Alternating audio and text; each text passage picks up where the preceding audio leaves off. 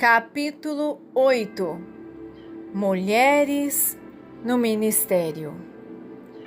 Fico pensando, algumas vezes, como eu seria se fosse um homem. Realmente não sei, pois verdadeiramente sou uma mulher e gosto de ser assim. Muitas pessoas pensam que ser uma mulher no ministério significa que tenho duas desvantagens: mulher e ainda no ministério. Nunca me senti, porém, dessa maneira. Apenas levanto meu queixo um pouco mais alto e procedo como se não tivesse ouvido os insultos. Eu não pedi este ministério. O Senhor sabe que eu seria ou eu estaria bem realizando outra coisa. Ele me colocou neste ministério e aqueles que não gostam de ter uma mulher pregando para eles deveriam reclamar de Deus e não de mim. E é exatamente assim. Vou lhe contar algo muito confidencial, a verdadeira certeza de meu coração. Eu não creio que fui a primeira escolha de Deus para este ministério, que Ele escolheu para estes últimos dias. Esta é a minha firme certeza, e você nunca conseguirá mudar a minha certeza. Nunca.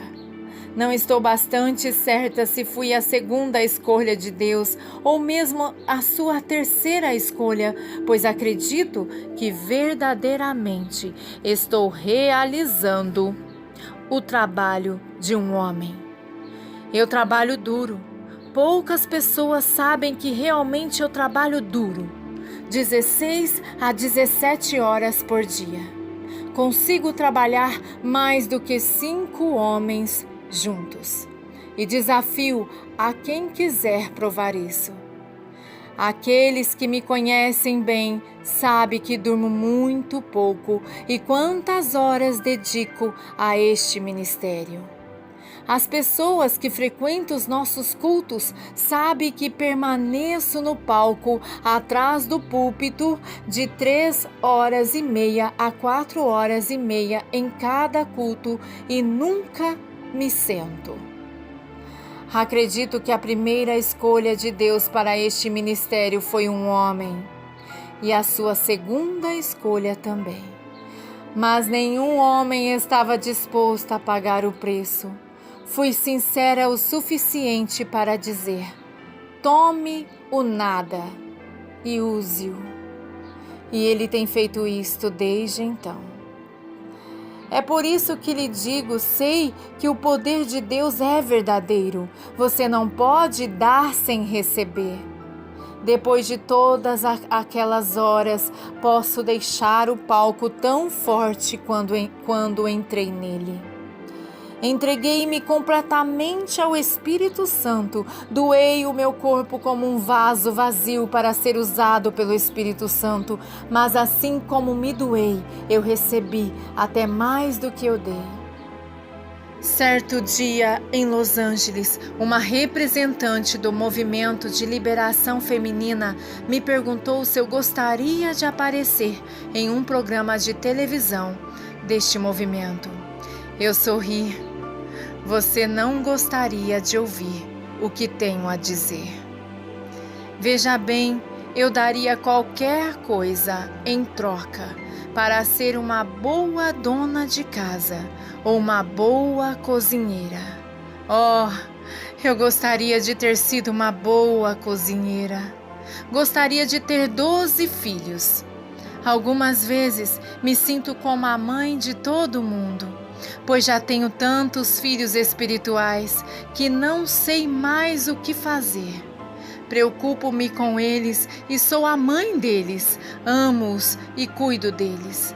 Seria tão bom que um marido me trouxesse o seu salário para administrar a casa. Eu amaria ter um homem para obedecer. Poderia não durar muito, mas um pouquinho só já seria grandioso.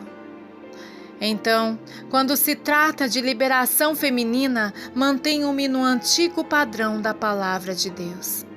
Ainda entendo que o homem deve ser o cabeça da família. Sei como era em nossa casa. Papai sempre foi o chefe da família, e se papai dizia algo, era exatamente como se Deus o tivesse dito. Nunca tivemos um movimento de liberação feminina em nossa casa, mas tínhamos uma poderosa e forte família. Papai trabalhava e mamãe ajudava ao meu pai sem que ele soubesse. Era uma situação bonita. O lugar da mulher é onde Deus a coloca. Para a dona de casa e mãe, é com o seu marido e filhos. Para mim, é neste ministério. Este é o meu lugar, porque Deus me colocou aqui. Em 1 Timóteo capítulo 2, versículos 11 e 12, o apóstolo Paulo diz: a mulher aprenda em silêncio, com toda a submissão. Parece que Paulo não acreditava no movimento de liberação feminina. O versículo 12 diz: e não permito que a mulher ensine e nem tenha domínio sobre o homem, esteja, porém, em silêncio. Deixe-me explicar-lhe uma coisa muito simples. Tenho bastante certeza que, se fosse contrário à vontade de Deus deixar a mulher pregar, Paulo certamente teria repreendido Filipe, cujo lar ele visitou. Você se lembra? Filipe tinha 4 filhas que eram pregadoras. Atos 21:9. Que casa cheia de pregadoras! Paulo visitou Filipe e todas as suas 4 filhas estavam lá. Elas não perderiam a oportunidade de ver Paulo por nada neste mundo. Mas não encontro um único versículo da Bíblia que diz que Paulo proibiu essas 4 filhas de pregar. Pedro cita Joel em Atos 2,17, dizendo que nos instantes finais da dispensação, não somente nossos filhos profetizarão e pregarão, mas também nossas filhas profetizarão e pregarão. Palavras poderosas. Mas o que faremos a respeito da ordem de Paulo para as mulheres manterem silêncio na igreja? Analise a situação. Nas sinagogas daqueles dias, as mulheres não se sentavam na galeria. E isso ainda é feito em algumas partes do mundo atualmente, como na Índia, em que as mulheres se sentam em um lado da galeria e os homens em outro. As mulheres poderiam falar tão alto de seus lugares na galeria que as demais pessoas não poderiam ouvir o pregador. E as mulheres são as mesmas hoje como eram antigamente. Posso ouvir a mulher de João gritando: João, você se lembra se eu desliguei o fogão? Ou talvez estivessem escolhendo alguém em votação e a mulher dizia: Abraão, diga não, não gosto dele, não vote a favor dele. Elas falavam tão alto que ninguém mais poderia escutar. Elas não mantinham a boca fechada. Então Paulo disse que a mulher esteja em silêncio. Isso não significa que a mulher fosse inferior. A Bíblia ensina que os homens e mulheres têm o seu lugar específico. Deus deu a cada um suas responsabilidades diferentes. O homem, por exemplo, é o cabeça da mulher. Isso não significa que ele seja um tirano, que ele tem de andar com o chicote na mão. Agradeça a Deus, porque há uma diferença entre homens e mulheres, mas isso não significa que de alguma maneira as mulheres sejam inferiores. Elas são diferentes. Alguns dos maiores líderes entre os hebreus foram mulheres. Admiro muito Golda Meir. Ela tem uma forte personalidade. É uma excelente líder. O que ela quer, ela consegue. Admiro Débora, juíza da antiga Israel. Admiro a rainha Esther. Admiro Sara. Admiro Maria, a mãe de Jesus. Todas foram mulheres fortes. E ao longo dos séculos, em cada sociedade, há algumas coisas que os homens naturalmente têm feito e outras coisas que as mulheres fizeram. Mas foi o cristianismo que libertou as mulheres de sua função subserviente.